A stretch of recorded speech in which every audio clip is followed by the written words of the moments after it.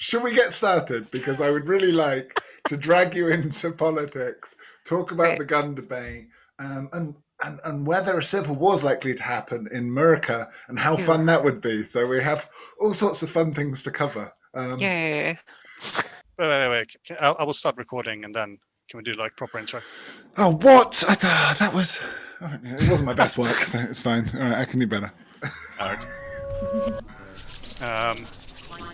Are you recording now, Toad? Can you hear me now? Yes, it does. Maybe I'm trying to look cool in front of the things YouTube would do like Rayon is a monkey. A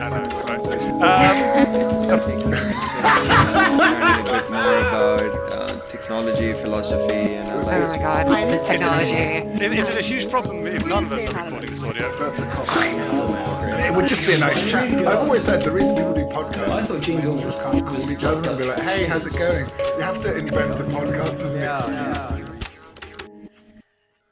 We ready now? I'm ready.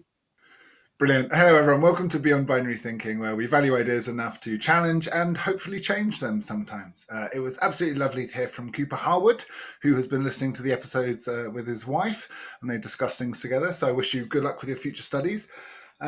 We are very blessed today to be joined by a wonderful guest, Tacticool Girlfriend, brought to you by the improving YouTube algorithm. You kept popping up as suggested videos.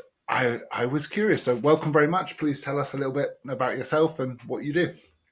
Great, thanks for having me. I really appreciate it. And yeah, so I'm Tacticool Girlfriend. I have various social media outlets and a YouTube channel where I talk about some pretty basic firearms topics, specifically centered around making firearms education more accessible, less alienating, just trying to be a different voice away from mainstream gun culture. And yeah, just trying to spread what I know about firearms to folks who may need it. Superb. Thanks for that. So it's been interesting because obviously being European, I have preconceived notions about the American gun debate and American gun culture in general. So I've been trying to do enough research to not sound like Piers Morgan.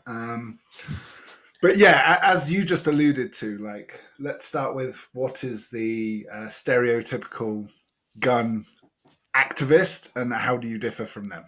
Because you are from the deep south and you are clutching a Bible as we speak, correct? I got it right here. It's invisible. You can't see it, but that's okay. So is God.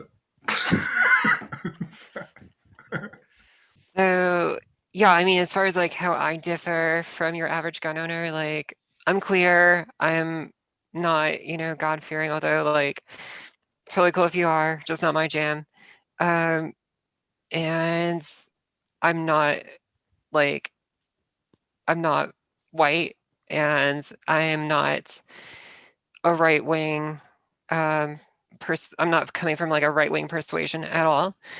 Quite the opposite. And yeah, I'm just very, very much not your average gun owner. But like that being said, like the demographics of what a gunner look like are very how should I say this? Like they're very different. Like there's no real like typical gun owner. It's just like there's the perception of a gun owner, and like the one that pervades the US gun culture especially is what seems to be a monolith, but without actually being a monolith. So I feel like there is a perceived notion of what a gun owner should look like, but it's not necessarily what you think it is. You're right. So the stereotype exists for a reason, but people such as you are challenging it. Right. I feel like there's definitely waves of what a gun owner has like looked like and how it's changed, and like when demographic influxes suddenly change. There's numerous times during history where you see this. Like it's always been normal after the Civil War for Black folks to own guns. That's largely been a very intentional erasure of like the collective consciousness of the country at large. And like, I mean, you can point to the Black Panthers. I mean, there's so many different organizations, so many groups that specifically mobilized around gun owners of color. So like that alone is, I think, speaks volumes as far as like what alternative, if you can even call it that, like gun culture has been historically. And yeah, especially like lately since 2016, especially in the last year, and especially the year before that, there's been a huge influx of new gun owners, and they're not necessarily your stereotypical like white cis het dude that most gun owners are perceived to be. Yeah. Do you think, is that because everyone's moving to the country? From it seems like there's this mass exodus from New York and California, right? And it always was traditionally an urban versus rural thing, and it seems that sort of everyone I talk to is moving to Texas or Oregon or somewhere different, right? Do you think that's part of the zeitgeist, or do you think it's people are arming in preparation for the next civil war? I don't even think it's necessarily like so projected in the sense of like what people are planning for or anything. I do think that like there is a very large flight of people away from cities lately, just because cities have gotten so expensive to live in and the economy is terrible. So naturally, people are like moving to places where they can probably at least afford to live. And some like there's a lot of different folks who are from various backgrounds who are moving to either suburban or more rural communities, and I think that might be a big part of it. Yeah, I don't think that necessarily everyone's like, oh my God, civil war is impending, doom and gloom. I think it's like a big concern is immediate safety, and like, oh my God, maybe I should just like carry a gun with me when I go out to go like get groceries or whatever. And especially like with right wing extremist violence increasing, I think it's more of like an immediate like, okay, we need to worry about not necessarily 2 years from now, but like right now. So it may not be consciously politically motivated, but rather a sort of personal choice born out of apprehension, maybe even fear.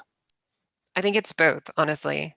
I feel like it's definitely both of those things. Like I have plenty of friends who have like bought AR-15s because they're just like, oh my God, society's gonna like completely collapse. And I don't begrudge them for feeling that way. I also think that, the folks getting a pistol to carry on the daily are definitely concerned more with like hate crimes and things that may be like increasing, which they are.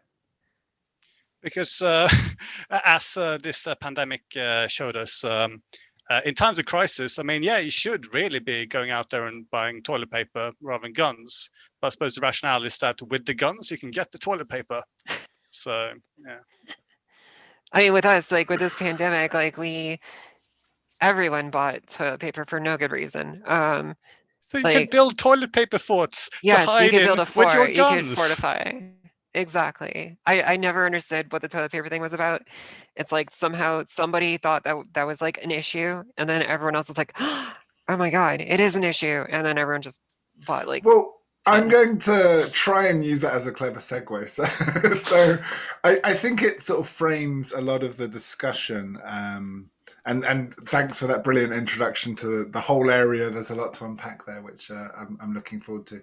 But yeah, as with panic buying, I think with the gun debate, it often becomes a case of, and I've heard even you frame this way, like I don't resent someone their individual right for protection. But like all these things, it's if everyone runs out and buys toilet paper and or a gun is when you might have a problem. So yeah, let's unpack that. Like when is it bad for society that everyone panic buys toilet paper and or guns? It's a really good question. Like I feel like panic buying is always bad. Because you're never buying out of necessity, you're never buying to actually necessarily serve a function. It's purely based on fear, and it's not necessarily rational, and it ends up like completely straining the supply chain. And also people like with guns, like that's the scary thing for me. Like as somebody who is very safety minded and wants people to like get out there and train and know how to use these things safely and effectively, um, people panic buying things to just like stick guns in their like closets is not going to solve anything. It's going to create more problems. So like that makes me very like stressed out and anxious just seeing that happen. And I don't think that's necessarily the way unless you are truly panic buying for a legitimate function that like is a legitimate, either threat or need, and taking it very seriously all the way through. Like, okay, maybe you're afraid, but maybe you have a good reason to be afraid. So therefore you train, you understand how to do the things that you need to do to justify the purchase. Yeah. And I think, you did well with quite a stretched metaphor, so congratulations. But I'm, probably lay my cards on the table. Having done a lot of research into this topic, I was expecting to be more against guns. That's definitely, as a European, we see it appears every week another school shooting in America, and it's a tragedy. And we're like, why aren't you guys taking care of this? What's the fix? Um, I have, however, done a lot of reading on the subject and realized, as often, there is more nuance and understanding to be had. I found it fascinating that your channel in itself doesn't get into politics very often.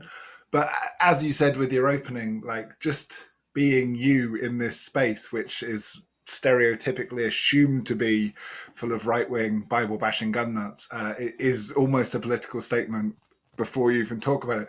That being said, I would love to drag you into the politics because I find it a fascinating argument to have nuance and discover. So I think maybe we'll open to Marain as he's joined us. Yeah, what are your feelings, dude? Let's start there. It's a hard one. I'm not anti-guns. I'm not pro-guns either. I come at it very much from a hippie perspective, is in make love, not war. But I also realize that's way too idealistic in the reality that we live in. I think I've been blessed to be in a country where we don't have a lot of guns. I'm in the Netherlands. We don't have much gun violence, very little. The part that we do is very highly criminalized. It's usually drug crimes related, because we supply the rest of the world with our drugs. Yeah, it's hard. I mean, I see the American situation. I always keep thinking it's better if there were less guns, but how are you ever going to get to the situation where both sides have less guns? And then you still need a government that you can trust, right? Yeah, a lot of the rhetoric seems particularly American here, where they talk about the best defense against a tyrannical government is if we have guns to form a militia, as according to the second commandment, or whatever. It's called amendments. That's the we one. We are very not American. But that biblical as hell. There, it's a religion. I mean, it fits. Marion, when you say like both sides have guns, do you mean the right and the left, or do you mean the government and everyone who's not the government? I think both. Like, I think probably the right has a few more guns than the left, but I assume the or left the criminals still and have. the not criminals? Well, here where I come from, it's just the criminals and the police.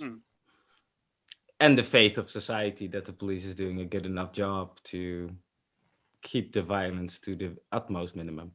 Are they? Yes and no.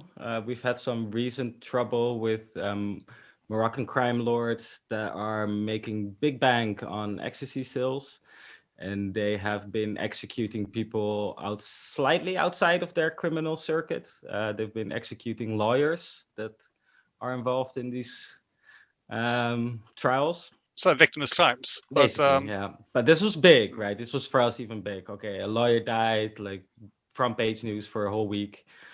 Answer to that, as far as I'm concerned, is legalized drugs, but that's a whole other subject.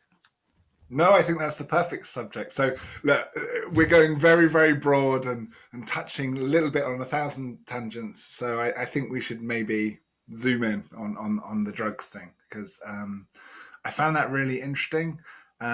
Drugs and guns tend to interact quite a lot. So a few things is that, this debate has been framed as urban versus rural, and cities are like, oh, but the only people that have guns are the gangs and they're dangerous. And then the NRA will say, look, gun prohibition doesn't work. Look at the cities, which are mostly Democrat run, and they try and prohibit guns and it doesn't work, and there's guns everywhere. And the thing that sort of ties it all together seems to be the drugs and the effect of prohibition and the war on drugs. So I think we'll just have a quick thought control, because it's funny how anti-prohibition of drugs most people are these days in these conversations. But most people would want gun control and assume gun control would be a good thing. So quick thought experiment. Have a guess. How many times more people do guns kill than drugs? I assume drugs kill more people than guns do. Well, Yes. with the distinction, how many people are killed by another person with drugs?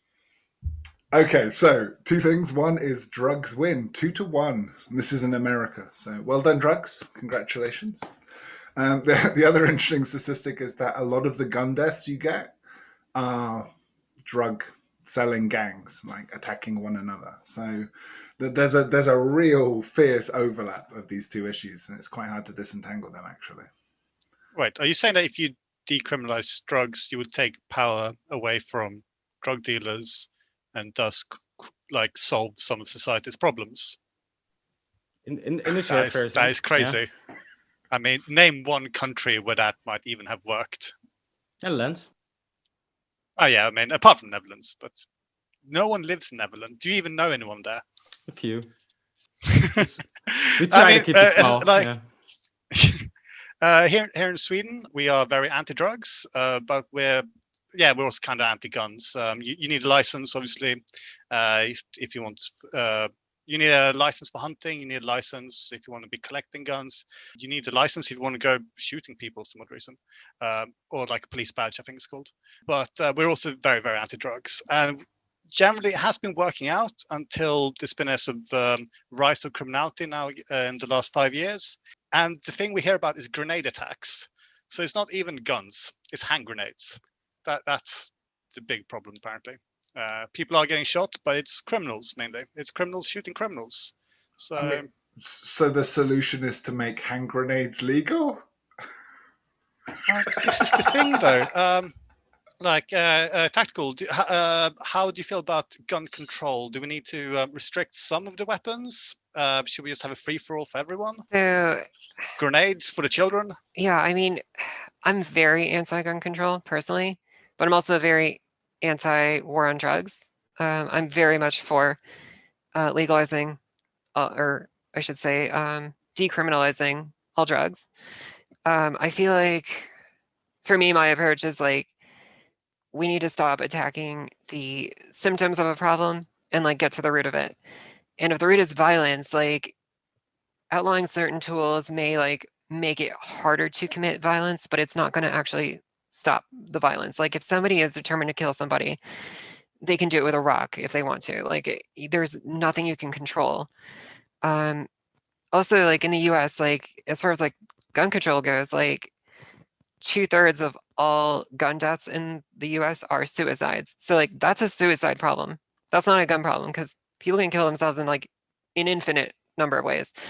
So how do we address that? Like we should create better resources, a healthier society, and not focus on like the spectacular events that necessarily make us immediately scared of something, and like actually dig into the issue and like find the root of the problem and attack that. And yeah, with like drugs, oh my God, like that's such a loaded problem for any country that has not fully legalized drugs, because yeah, it creates an outlet for organized crime to exploit disenfranchised communities and create an entire market. Or profit-making corporations. Exactly, right. Criminals. And it can be totally Or the legitimate CIA. entities. Yeah, the CIA. I mean, holy crap, like that's a rabbit hole. That's like a whole different topic, but we all know that like that stuff isn't working the way it's set up right now. And the war on drugs is like, drugs won that war, absolutely.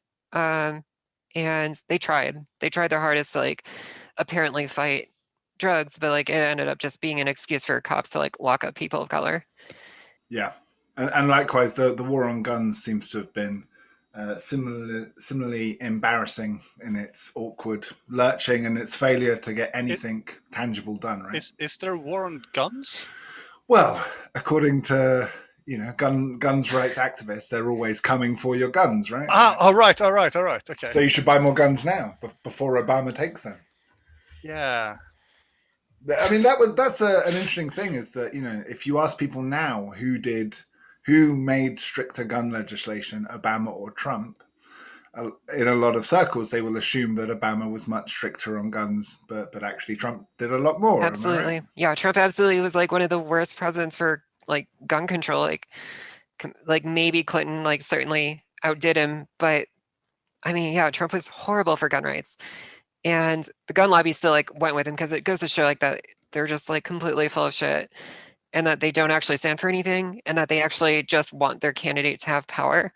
And even if that means like going against their own values, they will. They'll cut their nose off to spite their face. Like it's absolutely absurd how hypocritical the right has been, and it's like plainer than ever in the last 4 years, like how that's gone. And yeah, I mean, they say that they're pro-gun, but the NRA, like actually, like a lot of people are very against the NRA at this point. Like a lot of the right is totally like over them, and they've been creating new organizations for gun owners, which is good because yeah, the NRA apparently doesn't stand for anything, and everybody knows it. Everyone knows it's a sham at this point. They've historically supported gun control, all the way back to like the 1966 Mulford Act in California that Reagan signed into. Is everyone familiar with the context of that? So Yeah, so after the Black Panthers, yes, but yeah. Yeah. So once the Black Panthers started open carrying, was it? Right. Suddenly a whole lot of people became interested in gun control. Yep. Coincidentally. Happened to be the right wing, happened to be the NRA and like Reagan specifically, because they're clutching their pearls and they're like, wait a minute, no, you're not supposed to do this. It's gun rights are for white people. And like that just like goes to show exactly what they stand for. Yeah. I mean, this has been a big part of my education in this space, is that so much of the narrative, because they're a big, powerful, rich lobbying arm, so much of the press was coming from the NRA and the fight against them. It just took up so many column inches. But it sort of reminds me of the oil lobby, right? You can be a racing car driver and into cars, but not necessarily support the oil lobby and everything they represent, right? Right. Exactly. Like the industry itself is like a huge problem, and the amount of fear mongering that goes into like driving prices up, like you cited before, like with, oh no, Biden's getting elected, and like, okay, everybody has to buy their guns. Like the panic buying is like we've been experiencing in the last year, like panic buying on panic buying on panic buying. There's like three different things, like three different major events have like caused us to like panic buy guns and ammo, and like it's made it so incredibly inaccessible, and it's terrible. And so like I absolutely despise the industry. I hate the gun industry. I still support my own like ability to defend myself by whatever means are, convenient to me.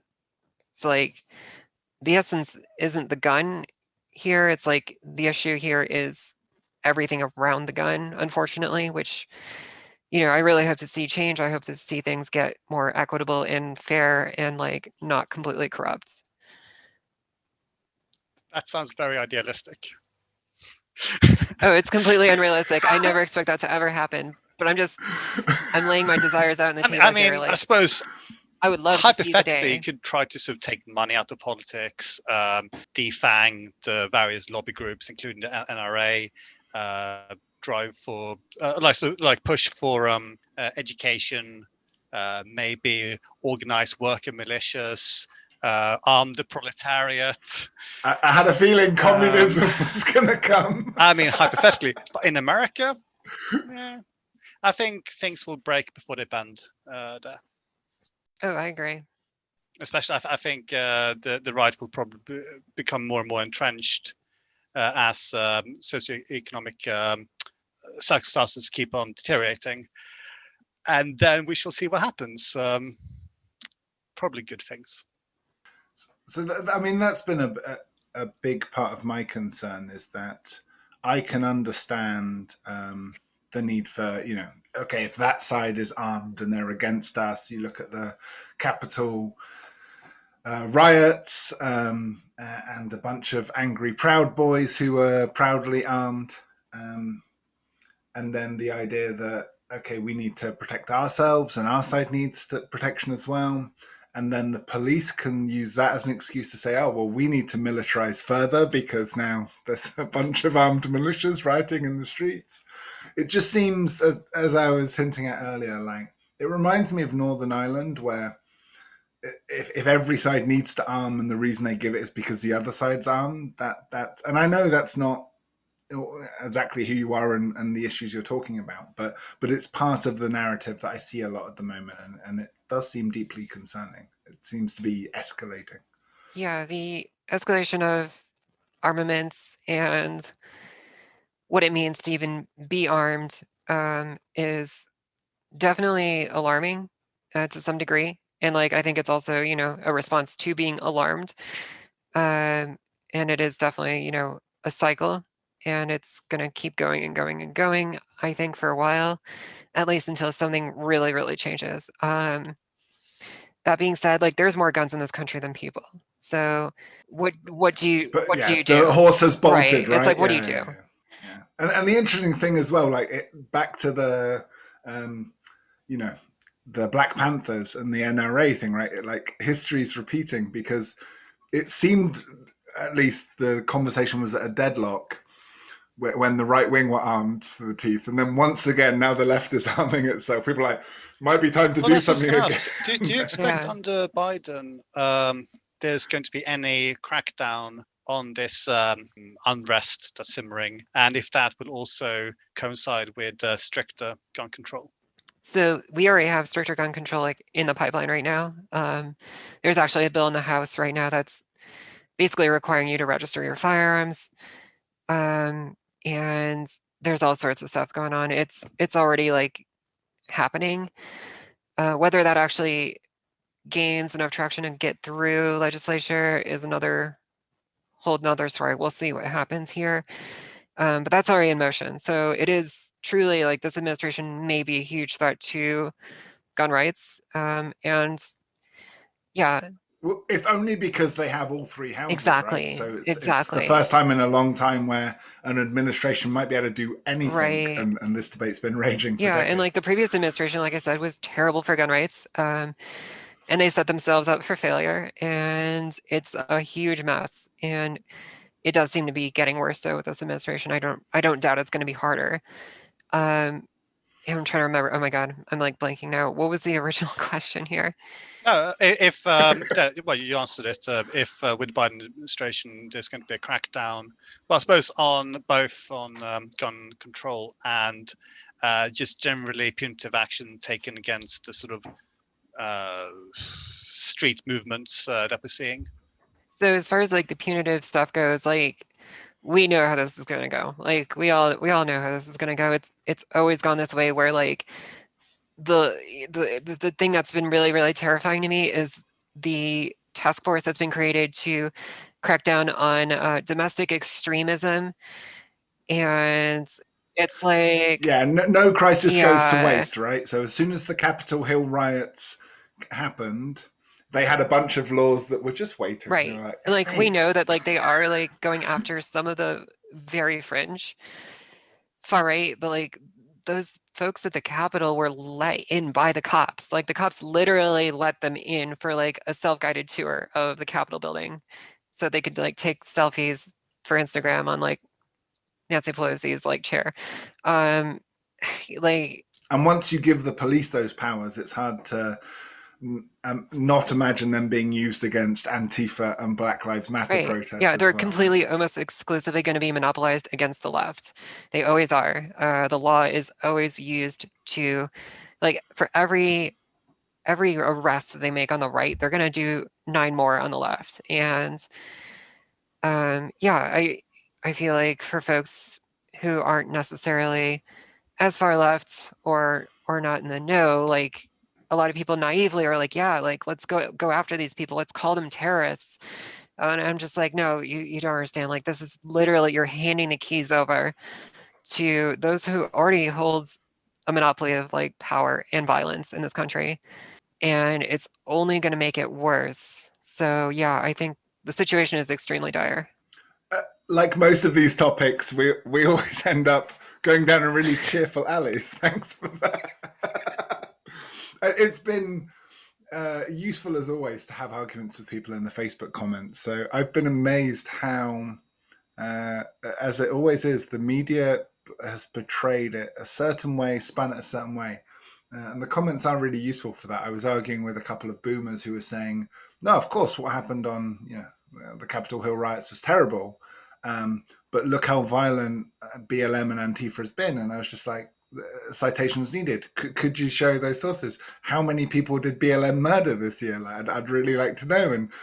And yeah, obviously when they looked into it, they couldn't find it. And but that's forever how it's being portrayed. And it played a big.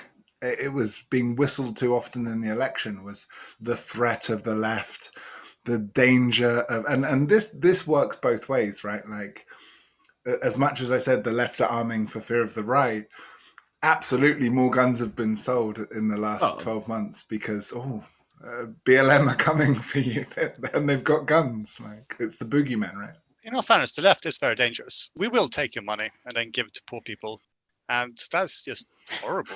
The left is asking for quite a radical change of society, right? You can imagine maybe some people feeling a little bit awkward with that.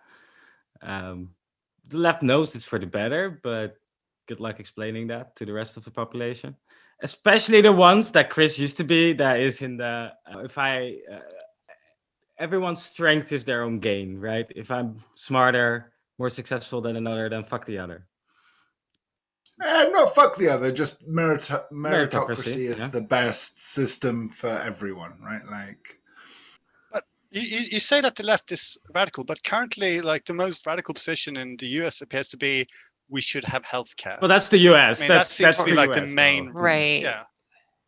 We're way behind the curve here, like, collectively. Like, we're just literally asking cops to not murder Black people. And like, that's But to where be we fair, are. but that And that's does- that's a controversial statement right that now. does go against everything that American history has been about. So I understand why they're a little bit sort of reluctant. So this was one of my favorite things when I was looking into the nuance of it and what would a reasonable gun control measure be. One of my favorite facts is that what you'd expect in a reasonable gun control measure would be something like, if someone has a history of domestic violence, let's have that as a red flag and maybe not sell them a gun. The problem is that disqualified a lot of police officers. 40%. 40% 40% of cops are wife beaters. Reported. So that was why they were unable to enact that gun legislation. That's where we're at. Should we talk about, what could actually be sensible gun reform? Because I think, as I said, the naive attempts that have been tried in the past, things like, banning the AR-15 because it's involved in a lot of school shootings. Now, there's two problems with that. One is that the AR-15 is most associated with school shootings because it's a very popular gun, right? It's the most likely someone is to get their hands on. It's like banning the Nissan because it's involved in a lot of drink driving incidents. Correlation is not causation. The other one is like, how many? So I was staggered by this number. How many deaths do you imagine happen in mass shootings per year? Are you familiar with the statistic, gents? I assume it's pretty low. It was a lot less than I thought it was, and it's something that okay, like schools were closed last year, but the year before it seemed to be dominating the headlines every single week, and I was like, wow. But I think it was at its peak 51 deaths per year, which every death is a tragedy, and there's things that should be done, but whenever you look at statistics for America or China, you have to put them in perspective. This is a relatively small number. As you said, Tactical, like so many of the deaths are suicide or war on drugs, gang violence. So yeah, with that in mind, what could we do that would actually be sensible? Like what control would actually make meaningful change? So for me, like, I'm very anti-state personally, and I don't want this change to go through the state because I don't think they can deliver on it. I think they will exploit it, as they always do, to either garner more power or create even worse things moving forward, as they usually do. So I don't think there's an easy solution here. That's the problem. Like I mentioned before, like if somebody wants to kill somebody, they're going to do it. And for me, we have a social problem, and like those things are not easy to fix, but that's the root of the problem. So like as far as like school shootings go, especially, like I want to cite that, like, yes, those deaths are like a very small number, but they're still tragic, and they are very, It's a like spectacle. they grasp the attention of the entire nation when they happen because they are so brutal. And they must take like a huge psychic toll on just a nation as a collective. I mean, Right. is that fear of going to school, of sending your children to school? It must be horrifying. Yeah, it's absolutely horrific, and yeah, it's this like spectacular event that happens where it grasps the entire nation's attention, and everyone's like, okay, what do we do about this? And so, like, of course, some people, naturally are like, okay, well, we need to not give those people guns, so they can't do that. But it's like easier said than done. Would that actually stop them from like stabbing a bunch of people? Because that happens in many countries. It happened in Japan many times in the last decade or two. And so for me, like, this is like a social problem, and it's largely based around very entitled, like teenage boys who have like a very warped and very twisted view on the world. They are very disenfranchised themselves in some way, or feel they are, and they need to take it out on innocent people. And like that's horrible and disgusting, but like that's a problem with like misogyny and white supremacy. And so we got to address those things, because this stuff is not going to go away if you just like try to legislate it away. Like you can't control that, as far as I'm concerned. I mean, I'm happy to push back a little there, because I've heard you can kill someone with a rock, but it's really hard to kill 20 people with a rock, right? Sure, Like, absolutely. Need a and very most big people rock. don't kill themselves with the rocks. And I know it's a metaphor, but my point stands. I think, like, there are some things like as much as it would be nice for mental health to get more support, and as you say, maybe the debate is incorrectly framed when the focus is on the tool and not it's the symptom, not the disease. It just seems odd to me that you need a license to drive a car, but not to own a gun. And things like making sure people were locking up their guns properly, and maybe restricting their right to buy bigger, more powerful guns if they were caught not doing that. Like, is there not some midway? Like, it just seems a bit extreme absolutist to say any government oversight is tyranny. Is there not another agency that could do background or mental health checks, or is there any middle ground here? So my whole issue is like, whenever you create those measures, there's always the problematic like way that the state interacts with it and corrupts it. And like when you make things about mental health, for one, like it was until recently, like in this country, that like being transgender was considered like a mental disease. And like there's so many loaded problems right there with like the mental health thing alone, where you're like, whenever there's a shooting, everyone's like, oh my gosh, this person was just like crazy. It's like, no, this person was a misogynist and was mad that like somebody turned them down for prom. It's framing it against like people with like mental illness and mental disabilities is like a huge problem in and of itself, because those folks are more apt to be the victims of violence than the perpetrators of it. Like these people who commit these crimes are very sane people. It's just like they're very disgusting human beings. And so like that alone is a big problem. I think that like, yeah, maybe if we banned all guns from civilian sale, then yes, we would see gun deaths probably go down a little bit. But like at what cost? Like what are we doing here? Because the cops still have it. The cops are the ones who are committing most of the violence in this domestically, in this country. The military is internationally. So I feel like it's a huge oversight to like take somebody's means of defense away from them for the sake of like appeasing a short-term solution, as opposed to really like we should just focus on these problems at their core. And yeah, I mean, I probably am a bit of an extreme absolutist in this regard, but like regardless, like I want to see these problems actually get solved and not like dance around it and not hand more power to the state that's like already a huge problem. I feel like that's in the long term, I feel like that's a scarier, more deadly and dangerous option. Can we still win against the state though?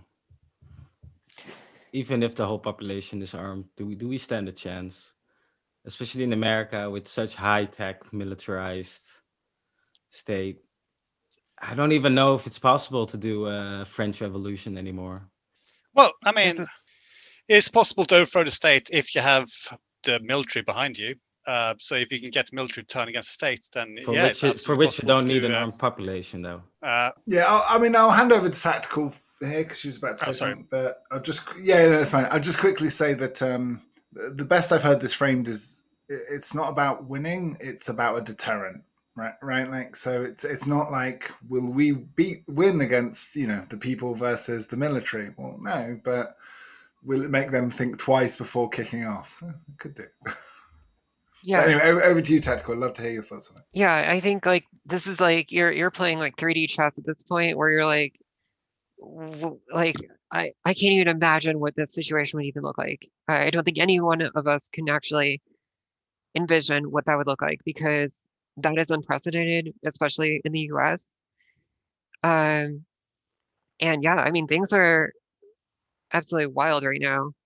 Everything is extremely unpredictable and everything is escalating and shifting so quickly that like we don't know where anyone stands or would stand in a civil war situation. Like we have our Boogaloo boys who like specifically are like this like subculture of gun owners who orient themselves around the idea of like a civil war situation. And like yeah, we had a civil war here, but I don't think it remotely would resemble what we would see today. And like I guess I don't personally worry too much about those hypotheticals. I'm more worried about like what's going on immediately right now in the country. If there was like ever a situation where like the state degrades to a certain point where it like can't maintain control, that's entirely very possible. And I think, this country is kind of a ticking time bomb in some regard here. But how it degrades is going to be what determines the conditions in which people will like take sides and struggle. And so like what that looks like, I can't say. I will say that like across the world against the US military specifically, there have been far less well equipped and far less well trained people who successfully resisted huge technologically superior and very intentionally like poised invading force that was like tasked with defeating them. And like even then that's like on their turf, yes, but it was also like a protracted conflict and not something that was like an insurgency on their own backyard. Like I feel like in a situation, if we were to make that hypothetical, like that people were going to overthrow the government to some capacity or resist it to some capacity, I think in this country it's extremely likely that that would be done successfully. I don't think you can win against an enemy like that if you're the US government. And with that being said, I think that I'm trying to think here, like how to frame this. I think like you said, Chris, like the deterrence of being armed and that alone is a huge statement. I think like with these volatile times of people being like more and more pushed to the edge of either side of the spectrum and when hate crimes are increasing, simply making the statement that yes, we're armed, like don't mess with us is pretty powerful. And like if I think personally I'm more interested in seeing like minorities arm themselves and so that like that's a deterrent for hate crime. Like that's more of the immediate like concern where I'm coming from. So I just like want to see more of that and like making firearms more accessible and easier for folks on those ends of the spectrum to assert the right to exist, basically. It's very thoughtful but passionate explanation. Thank you. I think something that's often missed in this is the media's role. And we've hinted at how they frame the debate strangely, how the rhetoric is often seen as a good conflict because everyone loves a good story. How often people who consume a lot of mainstream media, or let's not pretend YouTube or Facebook is any better, no, they have a certain bias and a certain perception. I think one of the major reasons for copycat killings after a mass shooting event is how the media frames it. And the FBI has been pleading for decades, like, please stop making these people look like cool anti-heroes, stop printing their manifestos, stop showing their photo, 24/7 coverage of who they are. One thing I've noticed, I was planning on talking to you about, even the new generation of YouTubers who are making guns look cool. But the funny thing is, looking at your content, you make being responsible with guns cool. Like, that, it really is your focus. You're not there with the ammo sexual, like it really is like you're making. If you haven't checked it out, I can't recommend it enough. Sensible gun ownership best practices, right? Like first aid, things to consider, the need to prepare. And there's you and a few other really great people in Range TV, Bo in the Fifth Column, who just are talking very sensibly. But I do think the media has a large role to play here, and a good cause to apologize. I think there's, I don't want to censor action movies, but I think worse than that is the sensationalism, as I said, of making mass shooters anti-heroes. And something really interesting, I think Bo from the Fifth Column said, was that if you look at the statistics, the rate of serial killers has gone down. And these mass shooting events used to be quite political, and it used to correlate really closely. It was a certain type of person, well prepared, like had a political agenda, would happen once every 5 years, was doing it for some reason. And it's just a theory, but he's posited that, like, serial killers do it for the attention, for the infamy, right? And just the way things get covered these days. I mean, we literally live in an age where, look at Orlando, New Zealand, people have live streamed their mass shootings, right? I don't know if I had a question at the end of that. I just want to thank you for promoting responsible gun ownership, and also being one of the people on the media that's promoting, a less dangerous message. Yeah, I feel like that's part of my critique on gun culture in the US, especially. Like, unfortunately, because of the industry, because of the cultural context that firearms have, because of the US of being what it is, a gun owner has traditionally been this like person who owns guns to assert their machismo, their strength and power. Like, a gun is a very powerful symbol because it literally gives you at least a physical power to do some major, destruction. And so, like, therefore, a lot of people who seek power are naturally attracted to firearms. I won't say that's like the case for everybody, but it's a quick way to at least feel like you're in control. It's a quick way to feel powerful. The symbol, therefore, is like taken on, or the gun has taken on like this symbolistic like air of power because of that. And so I think a lot of people turn it into this fetishistic tool and a status symbol, especially in gun communities. Like, firearms are in the US like very much a status symbol because there's so much nuance to like what kind of firearm you get and like all the accessories that you add to it. And like those accessories are good. Making your gun shoot better, like of course is good. If you're gonna like try to shoot a gun well, but it's very much like a status symbol too. It's like having a very tricked out car. And so unfortunately it's like taken on a lot of that baggage. And I just like kind of want to like pull things back a little bit and be like, no, like let's just be practical about this stuff. Let's realize that this is just a tool.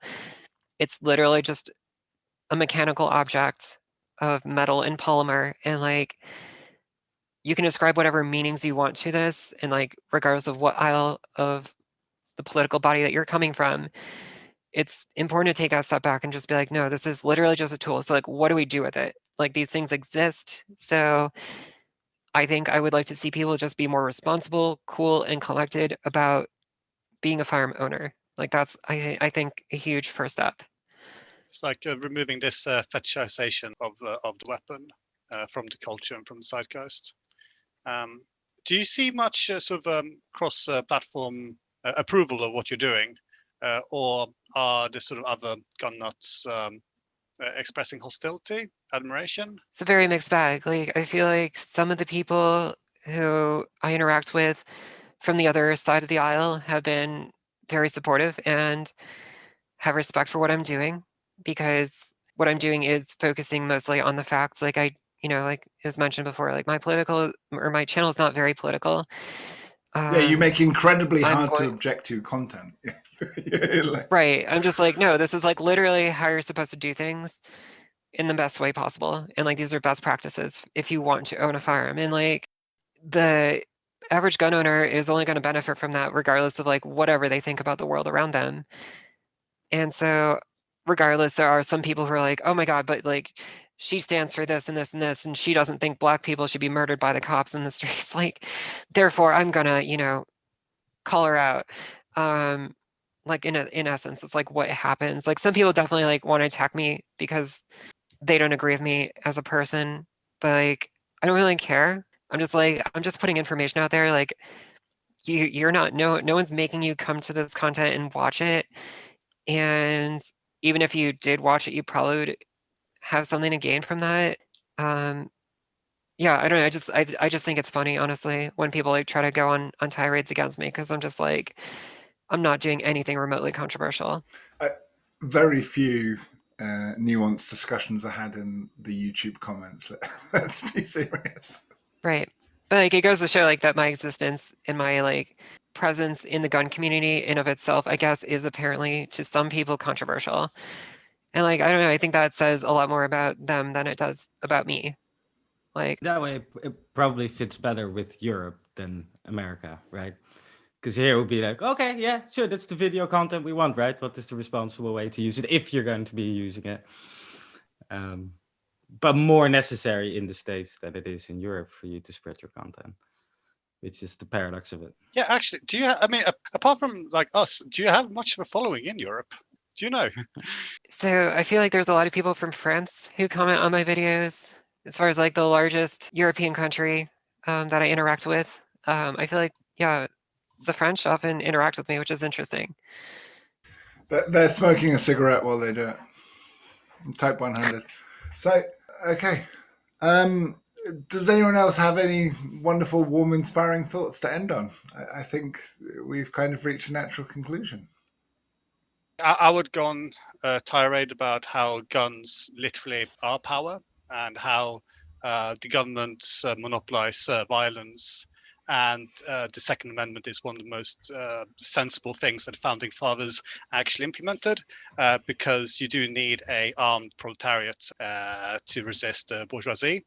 Although, again, founding fathers might not have thought quite like that, but even so, I think Second Amendment is one of the more sensible things because it divests power away from a potentially tyrannical government and gives that to the people.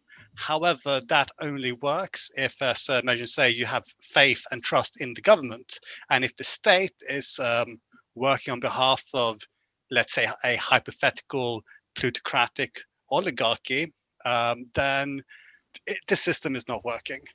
But that's just nonsense. I wouldn't end an episode on that. So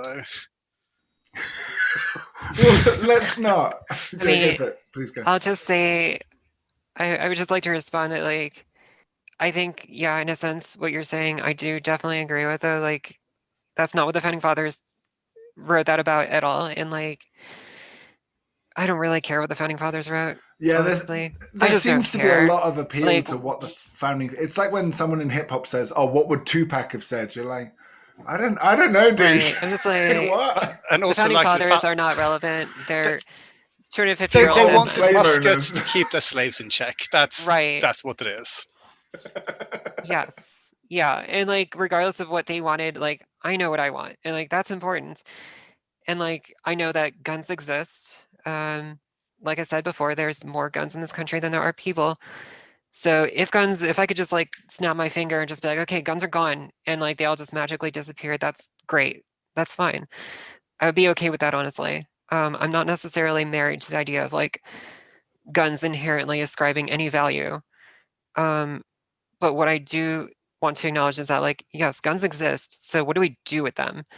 That is like always the existential question. And so like, so long as somebody has guns, like, how do we respond to that? If the state has guns, if the cops have guns, if the military has guns, then like, should other people have guns? Like, that is the question I just want to ask people. Yeah, I mean, I'm gonna try and be the voice of dissidents here. I think if you have a problem with your government and feel they're tyrannical, I'm not sure buying a gun is the best fix for that. Maybe get involved in local politics and vote more often. Like, just a suggestion.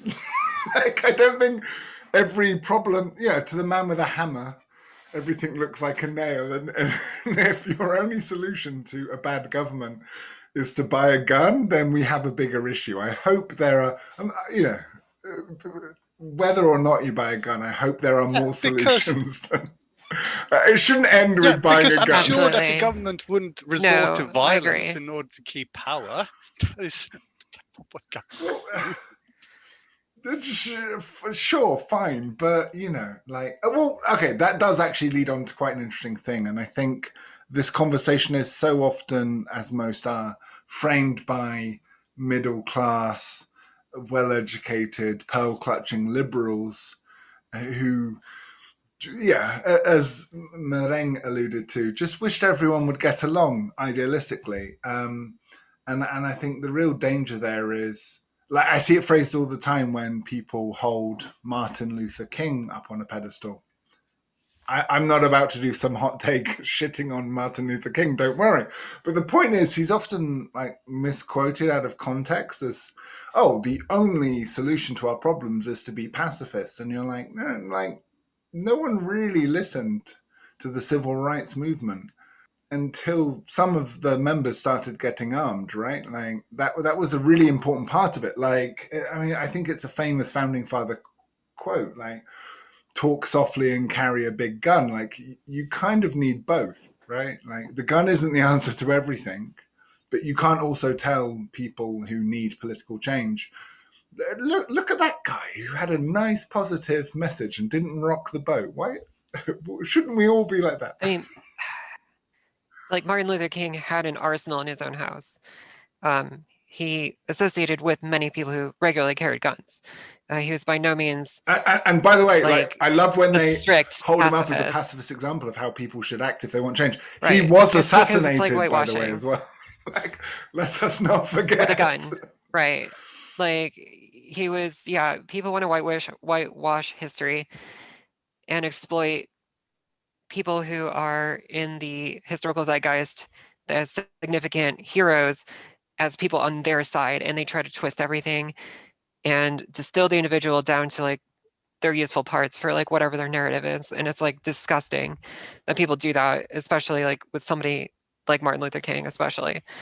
And yeah, I don't think that, owning a gun is the solution to everything. In fact, I don't use a gun to solve any problems in my life. I merely train with it. Not even opening jars. Right.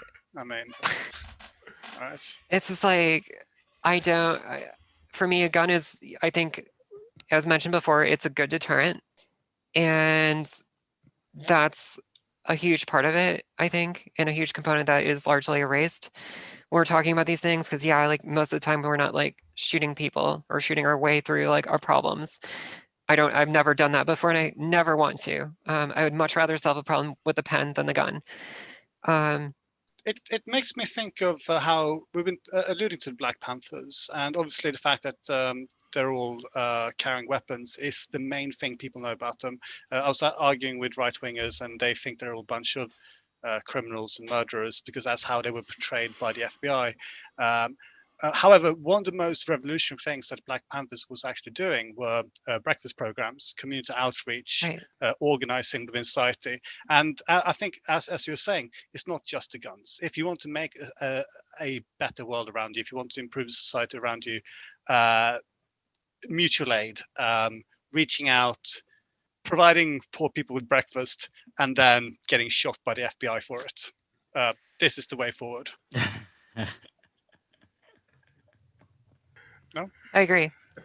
Though, like, honestly, like, yeah, the gun is a last resort, and it always should be regarded as such. And like, that doesn't mean we shouldn't take guns seriously. Doesn't mean that, like, for me, I'm interested in guns and I want people to be armed and know how to use them safely and proficiently. And also, that being said, like, yeah, you should absolutely like go into your communities and help people. That's always going to be the most important thing, because like without that, then like carrying a gun around doesn't mean I think you hit a anything. pretty good nail with guns being the last solution, right? I think this as well. If I compare myself to you, why do I not feel the need here in the Netherlands to really own a gun? It's because I have quite a lot of faith in our democracy in the Netherlands. It's quite a good system. There's not too many loonies with guns at all. The few loonies that we have are quite harmless. Facebook warriors. I'm pretty sure if I'd live in America, I would want to own a gun. Yeah.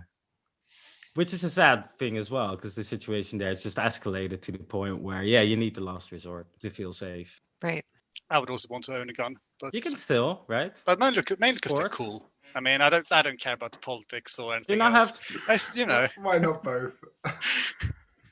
Right. You can have fun with them too. Like, it's okay. And everyone has their own reasons for owning guns. It's not just like strictly this tool of violence and self-defense and like getting your way and gaining power. Like, I mean, for a lot of people, they just like want to shoot a piece of paper, and that's totally okay. Awesome. Does anyone have an inspiring quote to end on? I'm not good with quotes. So I think Dave Chappelle sort of re-quoted Malcolm X, right? He said, sometimes you have to pick up the gun to put down the gun. And I heard Dave Chappelle recently beautifully say, sometimes you have to be a lion to be the lamb you really are. So, as we've just alluded to, I think the gun should be the last resort, as should incompetent government legislation. The first resort should be grenades. And with that, I will say that like I carry a pepper spray canister on me everywhere I go. That's my third resort. The fourth resort is the gun. My first resort is de-escalation. Second resort is getting myself out of a situation. So I know it's like not profound, but like I do want to like spread that like ethos of, you know, you should have like a multi-layered approach to everything. And, you know, diplomacy is probably my first tool, always. And then, yeah, not jumping straight to the gun ever. I'm 6'7" and can talk my way out of most things, so I'd recommend that. Those are some good skills to learn. If you can't become 6'7", try learning how to talk people into liking you. Have you considered being very tall and white? Has worked for me all my life. No, but the two go together. They're beautiful. So because I'm tall, God, remember going out? I was about to tell a story about going out and just gaze off into the distance fondly. So when I used to go out, you'd be surprised how often someone will start to fight on a large guy in a pub, just because they'll come up to me and be like, I could beat you in a fight. And you're like, nah. And I just got very good at talking them down to the point where they'd end up buying me a pint, and then I'd have to hang out with some guy that I really didn't want to. So, yes, if you can't be 6'7", I'd recommend learning how to talk people down. That really is a top skill, a life skill to learn. Tactical Girlfriend, it has been every bit as wonderful as I'd hoped. Thank you so much for joining us today. Thank you so much for having me.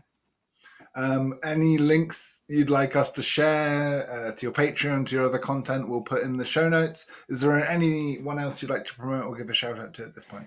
Yeah, I guess like as far as my links go, you can find me at youtube.com/tacticalgirlfriend, facebook.com/tacticalgirlfriend, twitter.com/tacticalgf, and instagram.com/tacticalgf, and patreon.com/tacticalgf as well.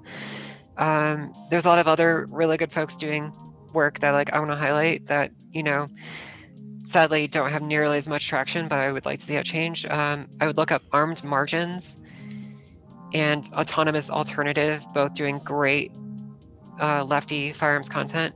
So I strongly recommend checking them out. Awesome. Thank you so much. Thank you. Thank you very much. Right, I think we're done. Hey.